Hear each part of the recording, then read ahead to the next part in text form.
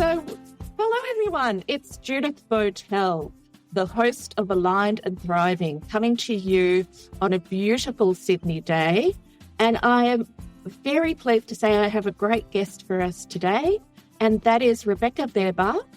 And let's say hello. Hello, Rebecca. Hi, Judith. Thank you for having me today. Thank you for being here. It is a beautiful afternoon. Have you had a chance to get out and enjoy it? Very briefly, when I went and got some mail from the letterbox, but I did promise my dog I'd take him for a walk later, so I will get out later. Yeah. When it cools down, it's too hot for dogs at the moment. Oh, that's great. I like to walk my dog at the end of the day too. I'd like to introduce Rebecca to the audience now. So here's a little bit about her work history and her approach to life. So Rebecca has worked in community-focused roles, and some of those have included being the general manager at Fine Music Sydney, which is a community radio station, a very large community radio station here in Sydney. She's been the head of fundraising and marketing at Sydney Dogs and Cats Home, which for me sounds like a dream job, but I'm sure had many, many, many challenges.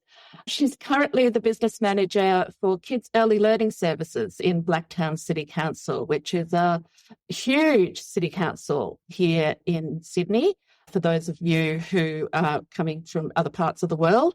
And I understand you're working in a team of about 300 people. That's correct. The role is actually Senior Coordinator of Business Services, but yeah, you're correct. So that's a massive, massive job and a huge community project. So congratulations on being in that role. Yeah. Rebecca, like many of us, has a mixed background. She's been a preschool and kindergarten teacher herself, which must be a valuable experience in the role she has now. She's also been an artist and a creative director, and also has been a manager in marketing and communications. So she's had many diverse roles. However, she has found that they still connect to undergraduate and postgraduate studies in visual arts and communications, respectively. She has a unique combination of skills. I think that is a unique combination of skills, and it sounds like what you're doing now has really brought all that together. And the experience of community, communications and operations, and the leadership roles that she's taken on as well. She describes herself as driven, creative and instinctive leader with a passion for industry-based research and strategic planning. And I'm just going to quote Rebecca from her recent profile. I enjoy a challenging environment which enables me to use the full extent of both my qualifications and experience. I'm a humanitarian who embraces diversity, cultural and artistic experiences. I take pride and pleasure in cultivating collaborative projects and partnerships while nurturing engaged and motivated workplaces. So thank you for sharing your time with us and being willing to explore how values can underpin positive approach to work-life balance. Inviting me is a great opportunity. Yeah, I mean, that last statement, there's so much values-led language there that I think we're going to learn quite a lot from you today about how you can be true and authentic to those values, even in the most intensive of work experiences. Because don't kid yourself, anybody, working in community is hard yakka. You're dealing with real people's lives, real problems, at a very high level of visibility and a very close level of accountability to the people who are running these community organisations, including in council. A friend of mine once told me that, because I'd moved from working for the Commonwealth government to the state government, and she said, oh yeah, working in Commonwealth government, you feel like you've got a bit of arm's distance, particularly if you're in an agency based in Sydney. It doesn't feel so close. But working for the state government, it's like you've been chopped off at the elbow. And someone said to her, so what about local government? She said, oh, down to the wrist. Statement. So there is that, as you get closer and closer to knowing your community, to being available to your community, I think that does intensify the experiences. So that's what we're going to talk about today, is what it's like to be working in quite an intensive job. And as your rest of your life is also getting more intense when you have kids, when you're dealing with other issues, when you may be trying to study or develop skills of your own, how in all of that do you keep your eye on what's most important to you, and how you maybe have to recalibrate sometimes to ensure you're getting that work-life balance? But let's kick off with what I ask everybody. What have you done lately, Rebecca, to improve your own work-life balance? I like this question. So I'm currently recovering from an unexpected emergency abdominal surgery over the Christmas holidays, which Oh, sounds like the no princess. surprise. Yeah, like the princess. I might even Photoshop some photos later. The healing process is pretty brutal on my body, and like things have definitely changed. So it's made me focus more on my health and well-being. So I've been trying to put some fun ways in place to help me get to 10,000 steps a day. That's what I'm aiming for, and incidental exercise. Yeah. So one of the things that I've been doing, and my husband's helping me embrace this, is we've been going for what we're calling a hump day river crawl each week. So it involves a nice early evening stroll across the Nepean River from bar to bar, where we get some small plates and drink some mocktails, not cocktails, as the sun goes down every Wednesday. That's just one example of how I'm increasing my exercise and doing it gently as I recover. So yeah, I'm enjoying that. It's better than being in bed by 7:30, which is what I found myself doing before the Christmas holidays and after the Christmas holidays. I was in bed in my pajamas by 7:30 most times. So, oh, wow. yeah. Oh, that's fantastic. So you're out in nature. You've got a specific where you're going. You've got it all organised, and you take yourself a reward, a treat for the end of it, and you get to spend time with your husband. That's great. Yeah. Can the dog join you in that, or is it a bit much for you? Sometimes, yeah, they've been joining us at night time, but she tends to join us when I go for brunch on Saturday morning. So, right. Yeah. I like it. It's also a hump day thing. I was talking to another colleague, and she had a hump day routine, which was more takeaway food. And I think Wednesdays I love hump day. I think Wednesdays is a tricky day, like the halfway mark for the work week, and it's important to embrace it if you can, I think. Yeah, absolutely. Use that time to break it up and reconnect with the things that are important to you. Yeah. So you have a good grip on how to live a values-led life. We're getting a sense that this is involved for you, but I'd like to know how it started. How did your family or early experiences shape your understanding of working life? So my parents split when I was very young. So like most kids, I'm a divorce. I grew up in a two-family and home situation where I spent lots of time between both. My dad's family immigrated to Australia in the 50s and 10-pound pounds, and my mum's family came here as Eastern Bloc refugees. These two families and homes were like chalk and cheese in so many ways, except for a very strong work ethic and lots of pubs, but in very different ways. My dad was firmly in the lead work at work camp, and he was a work hard, play even harder kind of guy. He worked in the construction industry, mainly as a machine operator. He believed weekends were always for fun and adventure, and they were filled with camping trips, beaches, really motorbikes, boats, fishing, farms, parties, pubs, carnivals, festivals, that kind of thing. But my mum was a professional musician, or is, and she was a self-made entrepreneur. She built and ran her own clothing factory when I was a kid. Quite big, quite large, had a lot of contacts. She worked around the clock every day of the week. If we weren't at school, we were in the factory sewing buttons on, ironing hems, or we were on tour with them, watching them perform from the sidelines. And we did an occasional stage appearance ourselves, me and my sister, completely matching outfits, tambourine, you name it. Mainly in pubs, but different music festivals as well. That was throughout my childhood. So, yeah, that was what my early experience of work was. Two contradictions in a way, but yeah. Yeah, so strong work ethic, there was a distinction between fun and work. Yeah. So work hard, play hard. I had an intern from the US, and I said, what do you think about Australian work culture? And she said, well, you work really hard, but when it stops, you stop. And and I thought, well, that's good.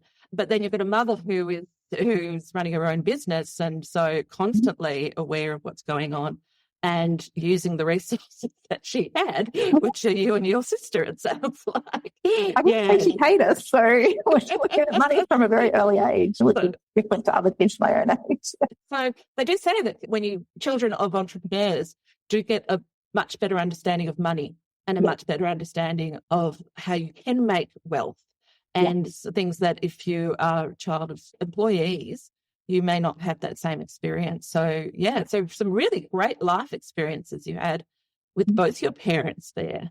I'm sure the fancy assets have maybe recurred somewhere in a 21st birthday photo? Oh, I don't think we've fit into them these days, but every now and then I see pictures of us, so it's always marketing outfit, which is very prominent in the country with our music family. Yeah. Marketing outfits, yeah. So how did that support you when you started your own independent working life away from your parents? How did those values support you? It's a really interesting question. I think before today, I've never really considered this, but my first thought is I will sleep when I'm dead. And I've got a memory that associated with that was on repeat several times a week for my entire childhood. And that's as a child, I'd often lay awake at night with a pillow over my head and my fingers and my ears lifting me out of sleep because I'd be listening to my mum and my stepdad, maybe an entire band, rehearse the same song over and over again until like first light. So that's made me a bit of a night owl. As I got older, I would just start reading when I'd be distracted by that. But yeah, so I think it's possibly not a healthy thought to have or instinct to have, but yeah, definitely. Yeah. In shape the beginning of my careers. Yeah. So there's always opportunity to do things. There's always opportunity to create. There's always opportunity that can be used to do the things that I guess are important to you. Music was important to your mum, your stepdad. So so you picked that up. But what I guess might have been challenging in some of those beliefs? What maybe did you rub up against when you started working as well? Well, it's not something that I really came to realize until about my 30s. So in my early 20s, I changed careers from education to arts and probably had an undiagnosed ADHD upon reflection as I'm older, and I see as that's becoming more and more prominent in the media and like people are being exposed to what that looks like for a woman. But I think that pretty much until my late 30s, I believed that any time doing nothing was wasted time. Like driving to and from work and traffic, wasted time. I could be doing so much during this time. So if I'm on the train, I'm going to enter my email, do some research, that kind of thing. So then it's really hard. The challenge was I wasn't really self-aware until about my late 30s that rest time is valuable. I need rest and downtime, and I like to occupy every waking moment with stuff that needed to be done. Yeah, that's really relatable. My mum is definitely somebody like that, and I was probably like that too until I met my husband. He started to say, why don't we just do nothing? Just do nothing for a little while or just hang out in the backyard and read. And I go, can't do that. Or the big breakthrough was like, oh, it's Sunday morning, I'm going to turn on the television. I'm like, you can't do that. The television doesn't get on until it's dark. Don't put it on in daylight. And he's just looking at me like, what madhouse did you grow up in? And then I realised, it was a bit. Yeah. But daylight was for doing things and getting things done. So yes, if you didn't have a huge to-do list, you were failing. We've gone from there a bit. I think I have too. Yeah. So tell us about that moving on. You've changed careers. You have 3 children. Three children. Yeah. I've got 3 boys and 1 girl. Yeah. Wow. Okay. So quite a big family. And you've had a lot of leadership roles as well, like quite high responsibility roles within organisations that may not be the most over-resourced organisations in the world, particularly in communities. So how did you make sense of all of that, and what changed for you as you were working these more intense work and life experiences? Let's take a quick break.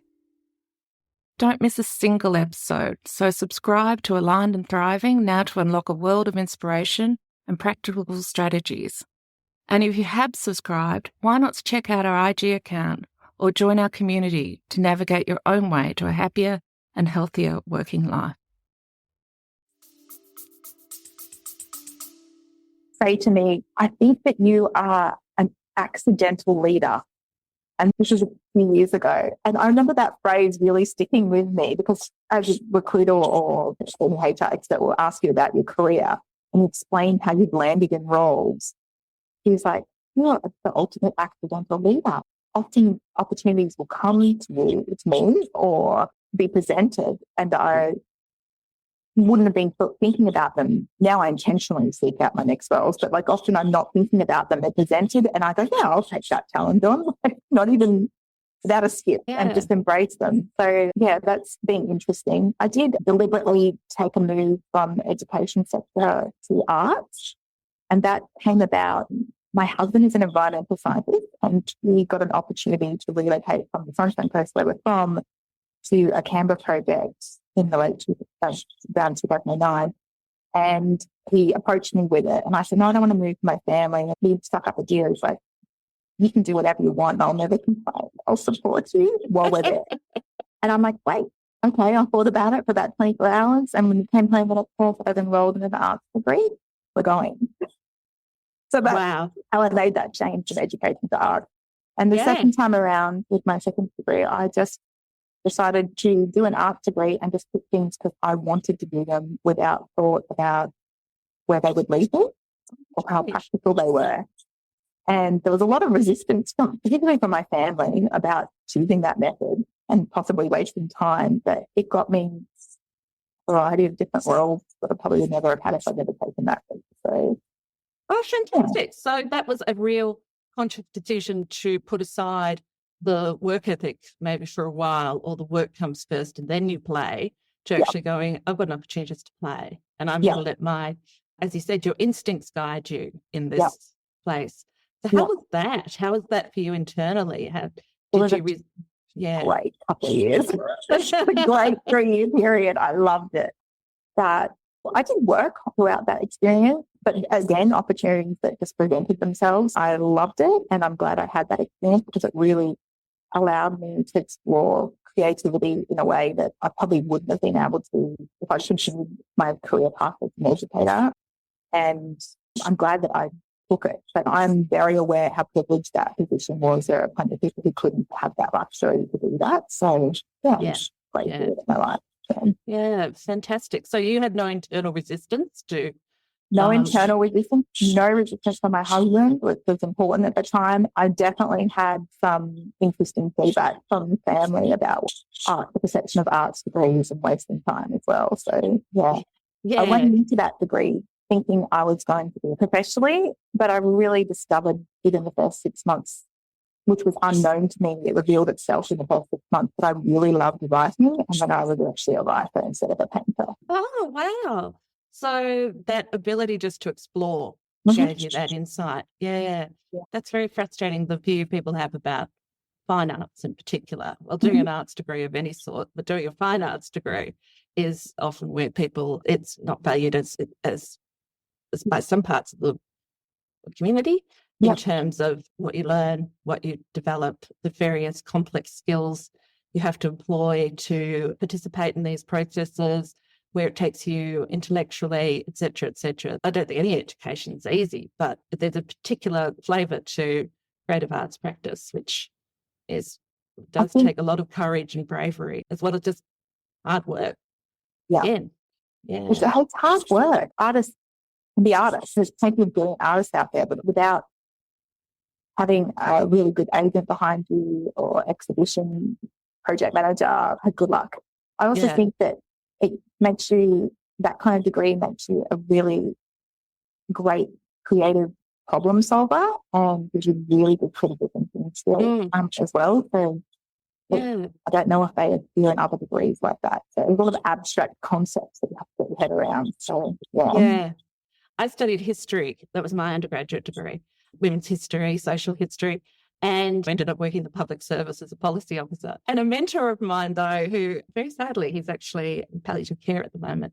I remember him saying to me, but history is a fantastic grounding for what you're doing, because it's all about looking and investigating a whole lot of complex information, making sense of it, synthesizing it, and telling the story behind it so that other people can understand the issues and use that advice to make sensible decisions. Until he said that, I never made that connection between the two. My undergraduate degree, which I loved and had so much fun doing, but actually what I then did for a living. You don't go into those degrees thinking you're going to work in politics, do you? No. I was going to work in a museum. I would have been bored within 2 seconds.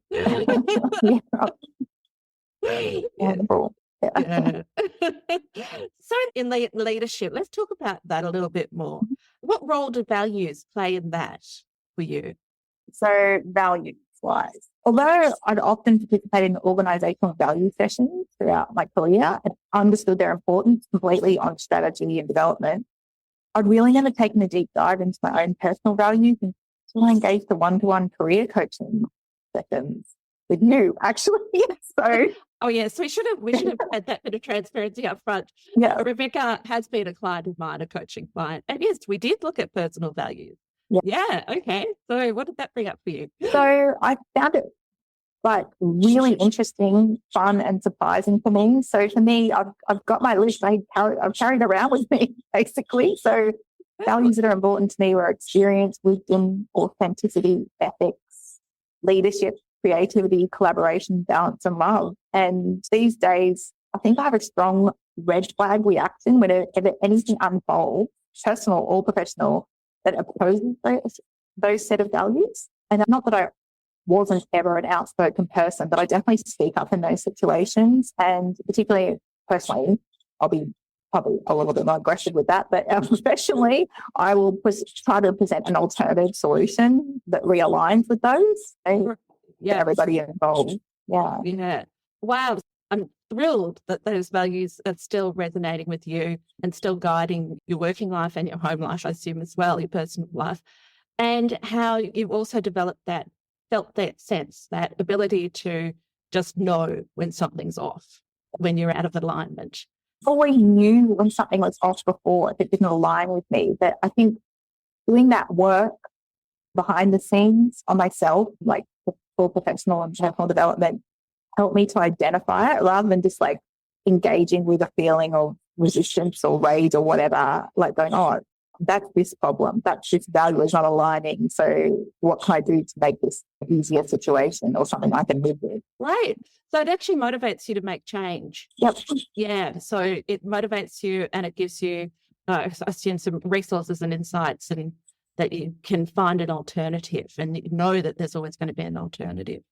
Yeah. So that's really great to know. And how does it then support you to have the sort of life that you want, as well as with the tackles professionally? I think that it helps me each time I'm presented with a new opportunity or a difficult circumstance, it helps me align with what my next steps will be. To pick my battles as well, like that's something I've definitely learned in my 40s, but I wasn't so great at in my 30s. Like every battle was fought. Now I definitely have learned to pick my battles. What am I going to invest energy in here?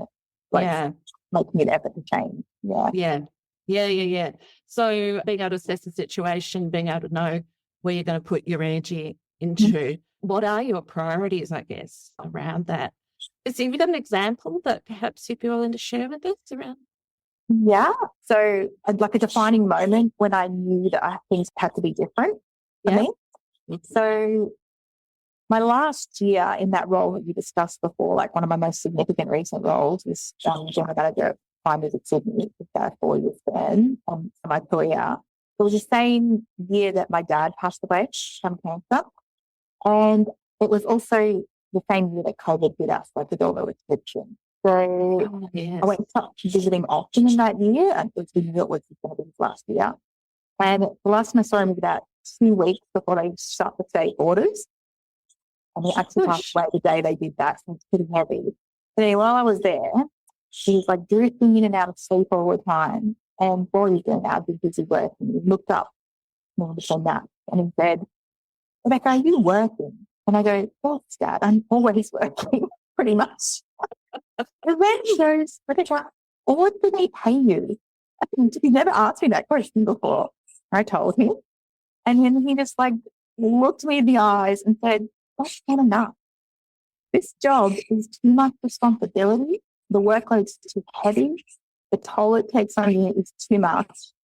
You are worth so much more. It's not enough. You can get a better job." And that was a pretty powerful conversation in itself, like anyone would have with their dad. But it was the last conversation I had with him.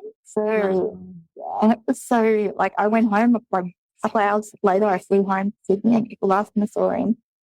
And so, of course, it really, really hit home. And I think for me, even though I hadn't defined my own values yet, like a specific list of what, it was a changing moment for me. And then I pretty much after that experience, and when he passed away, I just made a firm decision that I was going to set further boundaries and make a change Right. to my work-life balance. Yeah. Yeah.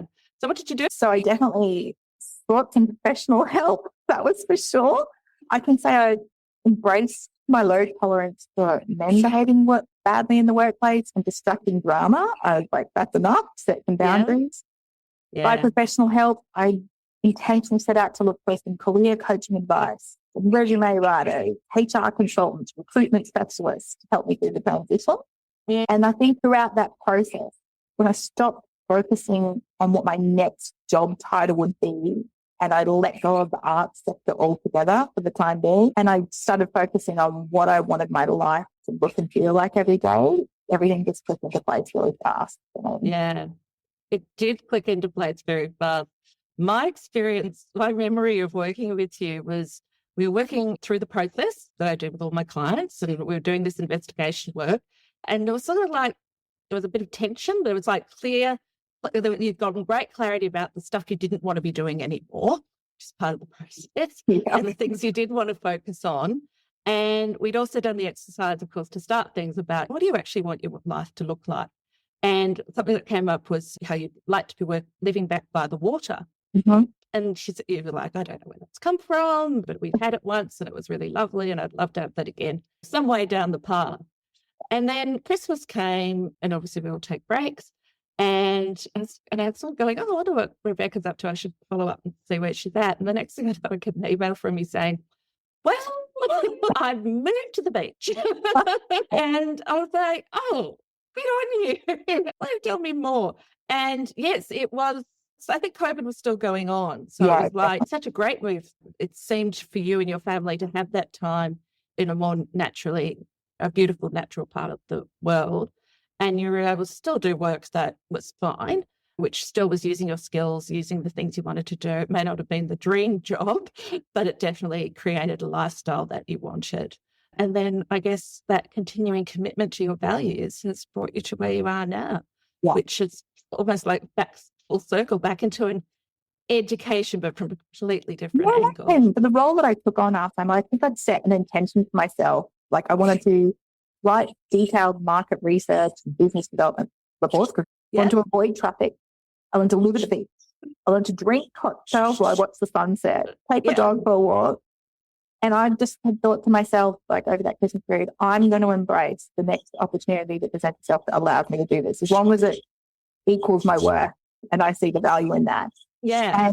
And like I said, I reached out to all those professionals, and that job, which was in the animal welfare sector, City Dogs and Cats Home, appeared. And I was there for almost a year, achieved so much. I loved almost every minute of it. I genuinely did the people, the vibe, everything. Yep. And was doing all those things on my list. It was great. Loved it. So it was a dream job. But the big question is, did you adopt a dog or a cat during that time? No, but we did foster. We definitely fostered. During that, so I have a dog who is 10 years old, who I adore, and we also had a cat at that point who was 17. Loves that cat. My husband particularly loves that cat. But she passed away on Anzac that day. And of course, because of the City Dogs and Cats Home, everyone was like, here, have a cat. There's plenty of cats. But I think that we did do foster. We had a really cool cat with one eye for a long time. But everyone goes, how did you walk away from City Dogs and Cats Home without more animals? An animal is such a huge commitment. And when you have a cat that lives to 17, and then you think about the next 17 to 20 potential years, we decided not to. But I just love having a cat in the house. That's for sure. Yeah. Never say never. But I would never work there. I can't even look at the brochures or the online sites. I start crying and go, I want to take them all. I know. I follow them all, and every day I send things to my husband, like, Mama, can we go and get this one? One's enough. Yeah, I did get worried when my husband started to look at the roosters. The inner city. Yeah, in the middle of inner city, the lower shore of Sydney, that would be so popular. That would love me. And then he had plans to say, no, we wouldn't keep them on our property. We'd just let them roam free. Climbing high-rise buildings. Yeah, that could be fun. No one would know where they came from. And I'm like, I would get arrested for something, I'm sure. So anyway, yeah, sorry, my husband's plans are sometimes really shouldn't be very patient. They sound lovely. It sounds like lots of fun. Your husband does too. So what's the value, I guess, in having a supportive family around you? What does that enable you to do? Yeah, I think having a supportive family is really a part of how I've got this far, where I've gotten so far. I was a mum very young at 18. And I think without the support of mine and my husband's family, education and university, and to support us through that, neither of us would be in the career that we're in now. So, yeah. And we definitely feel that we do reciprocate that to our own children, supporting them through really now. Yeah. It's wonderful to be able to do that. Yeah. Fantastic. So is there anything you would have done differently if you had your time again? Well, I think anything I would have done differently. I don't really have many regrets. I miss the community broadcasting sector. It's incredibly passionate about, and it was fine. Music was not the only role I had in the broadcasting sector. Yes. Yeah. So I think I just realised that at that time during COVID, particularly because COVID was horrendous for the arts sector and the community sector in so many ways. A sector that relies on sponsorship for funding, and sponsorship, particularly the sector where I was mainly relying on arts events. Yes. The impact was huge. It was double the workload no matter what we did. We were constantly scrambling to keep the money that we had, but then all of a sudden people needed to cancel their sponsorship promotions because they had no events to deliver.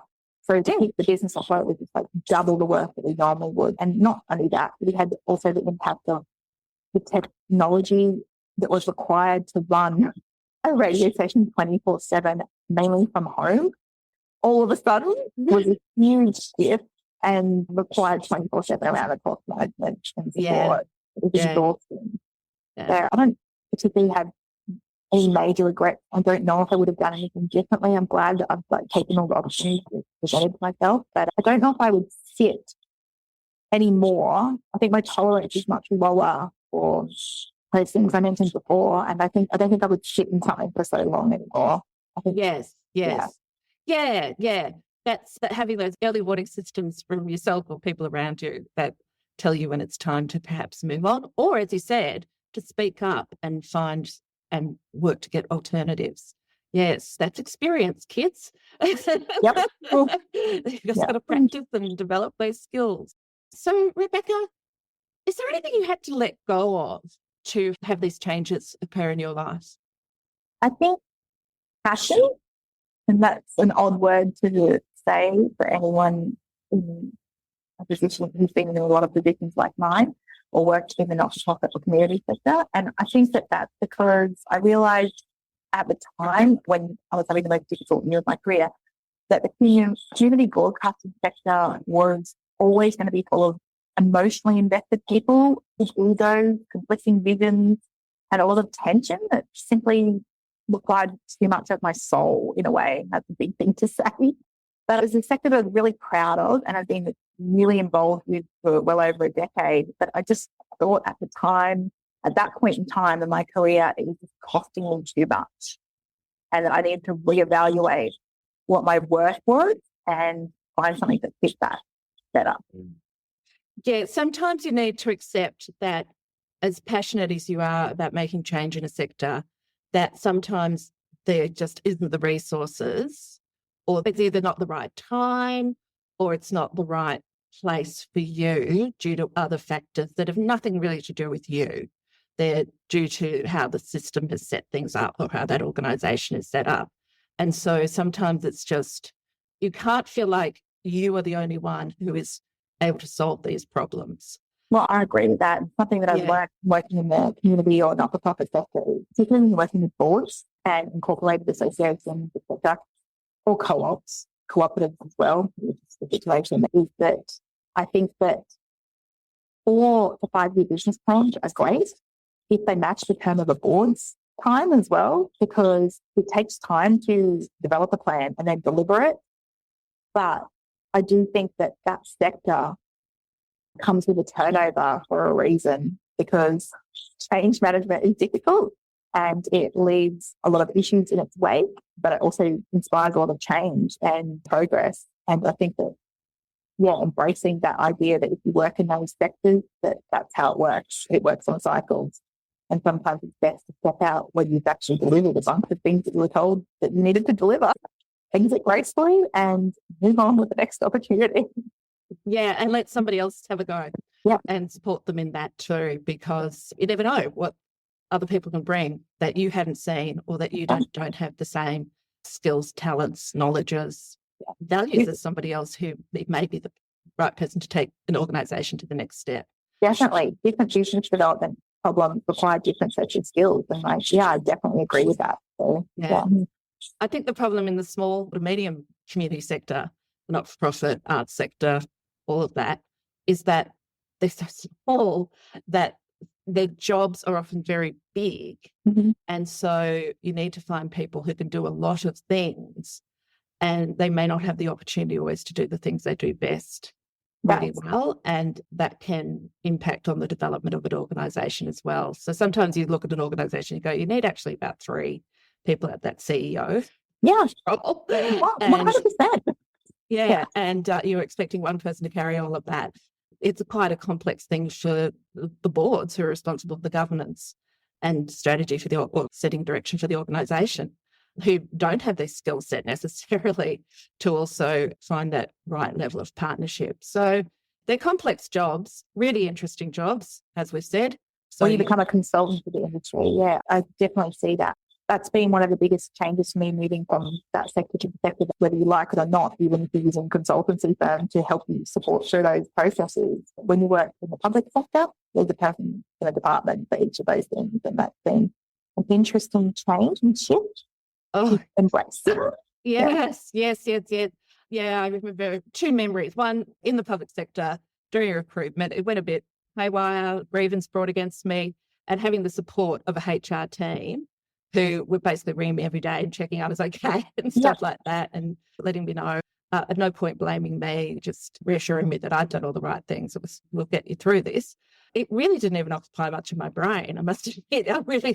Looking back, it was like, I really should have been worried about that. And I wasn't, because I was worried about a lot of other things. But that one, I felt so supported. It was great. But then when I was working in a very small community theatre, and we were about to put on a show, and I went out to check the toilets, as you do, and there was a dead rat, outside the men's toilet. And I just came in and I went to the creative director of the show, the artistic director, and said, there's a dead rat outside the toilet. You're going to have to get rid of it. And he said, why are you asking me to do this on my opening night? And I said, because I cannot ask anybody else. I can't delegate this down. I can only push it up. Because I won't do it. So therefore, you have to do it. And he was like, but my needs. And then I had a really lovely friend who was helping out stage management kind of stuff. And he just sort of came up and patted me on the shoulder and said, rat's gone. Okay, done. We don't hire him. It was just opening night. The GM and the artistic director having a stand-up fight about who's going to remove the I've definitely experienced that, but in the not-for-profit. Well, just think about it. When you're the CEO or the general manager, you'll take on a lot of responsibilities because you're going to need to be done. You're running a tight team. But upon reflection, and even at the time, when you run with a small staff team, we're really not, way overqualified for their roles, not paid enough compared to other sectors for the same role. I can understand upon reflection, and probably at the time, the pushback on things that aren't within their job description. But when there's such a small team running a small organisation that actually has a lot of responsibility and tasks to perform, overlap, it's really different. But that's the other change moving to the public sector. People stick to their job descriptions. So what's next for Rebecca Beare? Well, next, my family, or when I say my family, because my children are in their 20s now and both living their own lives. Well, I hope that's the intention. I'm ready to be an empty nester. Finish supporting them through uni until their own careers are all established. Our intention is to relocate to Queensland, back to our family. All of our family is in Queensland, with the exception of our own family unit here with my husband and my 2 kids. Oh, So I'm potentially to move back to Queensland in 25, and I'm like manifesting a new job up there, a new opportunity in southeast Queensland that will allow me to focus more on creative and comms strategy. I think that's what I'm hoping for. I definitely want the same kind of work-life balance that's offered to me now, and I have to tell you that working in the public sector compared to the not-for-profit sector is a huge shift when it comes to focus on and commitment to workplace conditions. You know, like that 35-hour work week, flexibility. Yeah. It's hard to go back to 60 hours a week. They're not-for-profit organisations for very low pay. Yeah. Yes. I mean, take a step backwards. Yeah. I mean, there are some not-for-profits which are huge and have resources. Kathy Elliott-Scott, who I interviewed a couple of weeks ago, she speaks of how she had some really high-paying, powerful jobs in the not-for-profit sector in the big orgs. Yes. But she found she preferred to be working as a consultant. Yeah. But yes, I also think sometimes it's really hard to do things when you don't have the support and resources of an organisation behind you. When I was freelance producing, it was tough and working in community arts sector up to major events, but it was because you had to get money in somehow. But it was tough. It was really hard. And so working in an organisation that at least had somebody who could fix your computer, and there were facilities and there were training programs and all the things that make add extra value to your professional experience can be great. They have extra challenges, of course. But yeah. I find that the public sector, the biggest challenge to me has been how slow things go. In the not-for-profit sector, you work with a tiny budget, small resources, but very passionate people and an urge to get things done quickly because time is money, basically. Yeah. But in the public sector, things move a lot slower. You need to adjust, you have to negotiate and coordinate with so many other people and departments, external and internal, and it's a whole other challenge. It's very, very different. Yeah, I think that there's definitely been trade-offs, but the fact that you can usually in a public sector go home and sleep at night without having to worry about problems is a nice thing. So, being able to also implement things on a scale, I also think is something that public sector work is quite interesting in, that what you're doing normally has some scale. Yeah. And so the impact is often a lot more than you're ever going to do in a small profit or even in a small business. You've got that ability to scale up and ability to measure your impact and see change over time, like that slowness that can result in something quite bigger. Yeah. Another thing a mentor said to me, she said, you're always dealing with interesting problems in the public sector. Yeah. The private sector. Unexpected ones. We see that in the broadcast sector every day. I think in the broadcast sector, everything is urgent and an emergency, but only for 5 minutes once the time's passed, like an announcement, a weather update, whatever, a blackout. But in the public sector, you are presented with really interesting problems. I actually like those wildcard problems. They're my favourite. When you think you're going to have a really creepy, calm day, get to work, and then someone presents you with a problem you had no idea even existed. Yes. Yeah. And you go, where did that come from? Yeah. And sometimes it won't be. Yeah. Like, oh, okay. But I kind of like the challenge of switching those problems. So, I did like that too in my time in the public sector. I mean, my listeners will know that I have had lots of challenges. But I do remember one day I'd been on leave. That's right. Actually, my father had passed away and then we had taken a fair chunk of leave. And I came back and my CEO was on leave, but she'd left me a present on my desk, which was apparently a folder about an arts organisation, a cultural organisation that was pretty much in crisis. And it was sort of the note was, can you just sort this out? I knew this organisation. I sort of carried across with me from other jobs, and I knew this organisation. I knew the problems. And I just rang a colleague and said, I don't want this year just to be about sorting out. She was like, yeah, but it is. yeah, but you're going to have to do it. It's yours. I'm like, okay. So I'll help with everything I can. But yeah. And so, love that.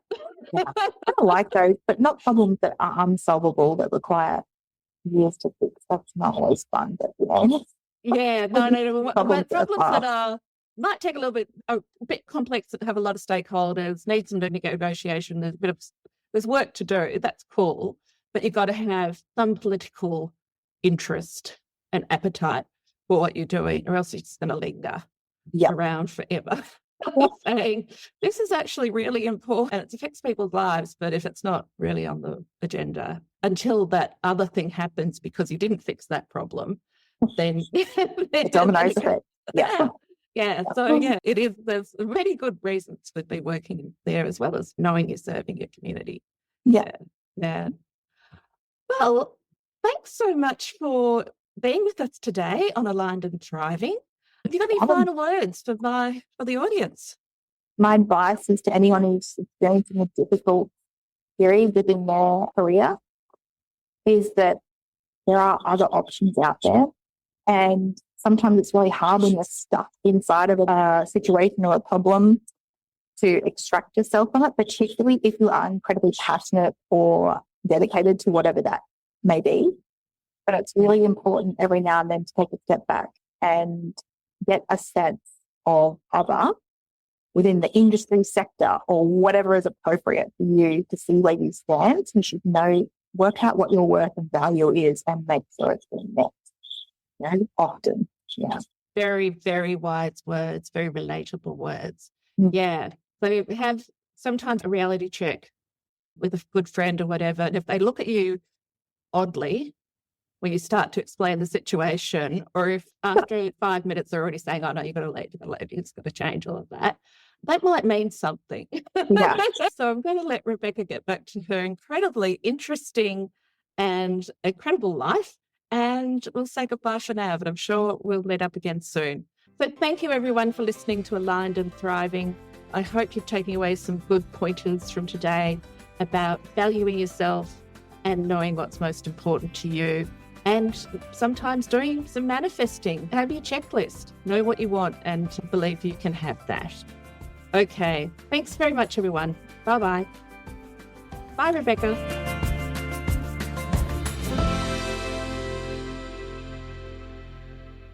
Don't miss a single episode, so subscribe to Aligned and Thriving now to unlock a world of inspiration and practical strategies.